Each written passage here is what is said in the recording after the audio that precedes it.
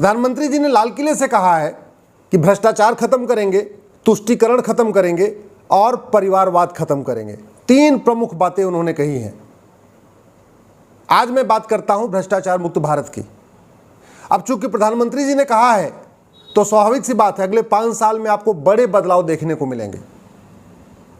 भ्रष्टाचार को जड़ से खत्म करने के लिए जो भ्रष्टाचार के खिलाफ 10 कानून अलग अलग चल रहे हैं, घटिया कानूनों का मकड़ जाल चल रहा है, वो खत्म हो जाएगा और 1 नेशन 1 पिनल कोड लागू करना पड़ेगा। यानी घूसखोरी, जमाखोरी, मिलावटखोरी, कालाबाजारी, नशा तस्करी, मानव तस्करी, सोना तस्करी, कमीशनखोरी, काला धन, आय शरीक संपत्ति, बेनामी संपत्ति, ये जितने अलग अलग कानून चल रहे हैं ये सारे एक कानून में आ जाएंगे और 1 नेशन 1 पिनल कोड लागू होगा। दूसरा क्या होगा, चूंकि 1861 का पुलिस एक्ट चल रहा है, पुलिस सत्ता की गुलाम बनी हुई है, पूरे देश की पुलिस एक तरीके से काम नहीं करती है, इसलिए 1 नेशन 1 पुलिस कोड भी लागू होगा। जज मनमानी करते हैं, डिस्ट्रिक्ट कोर्ट के जज हर राज्य में अपने अपने तरीके से काम करते हैं।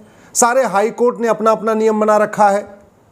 जजों की कोई अकाउंटेबिलिटी नहीं है, जजों की कोई रिस्पॉन्सिबिलिटी नहीं है। गलत फैसला दे दे इसके बाद भी ऊपर से उनको सस्पेंड नहीं किया जाता, कोई उनका टर्मिनेशन नहीं होता।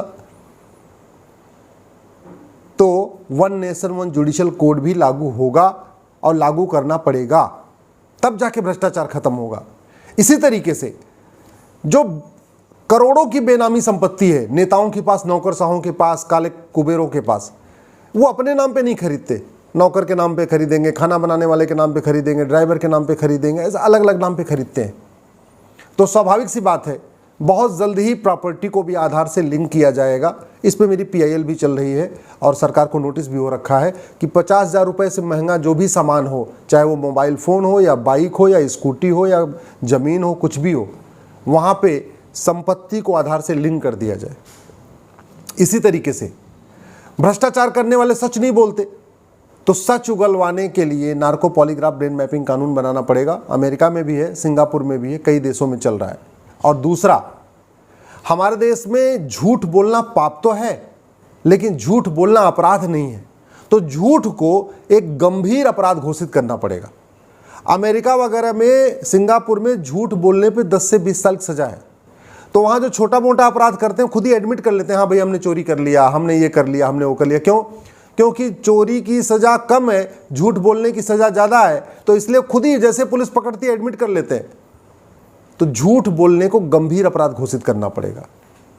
इसी तरीके से 1 पर्सन 1 अकाउंट, जितना फ्रॉड होता है और जितना काला धन रखने वाले बेनामी संपत्ति वाले चोर लुटेरे हैं, इनके पास 10 अकाउंट, 20 अकाउंट, 25 अकाउंट होता है। हर बैंक में एक अकाउंट होता है। सबसे ज़्यादा फ़ायदा तो उठाते हैं आजकल जो सोसाइटीज, जो प्राइवेट बैंकें चल रही हैं वहाँ उसका फ़ायदा उठाते हैं। जो विदेशी बैंकों की ब्रांच भारत में है उसमें इन्होंने खाता खोल रखा है। तो ये 1 पर्सन 1 अकाउंट सिस्टम लागू होगा और लागू करना पड़ेगा। यानी एक व्यक्ति का एक ही अकाउंट होगा, 2 अकाउंट नहीं होगा।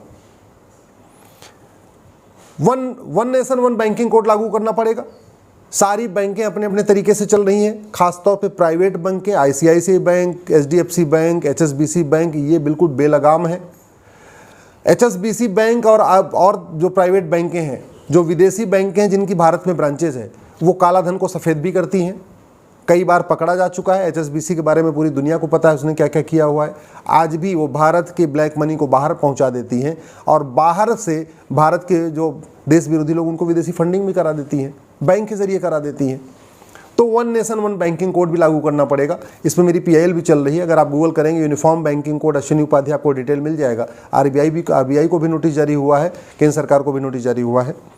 इसी तरीके से 100 रुपये से बड़ा नोट 100% बंद करना पड़ेगा। 100 रुपये से बड़े नोट की अब ज़रूरत नहीं है।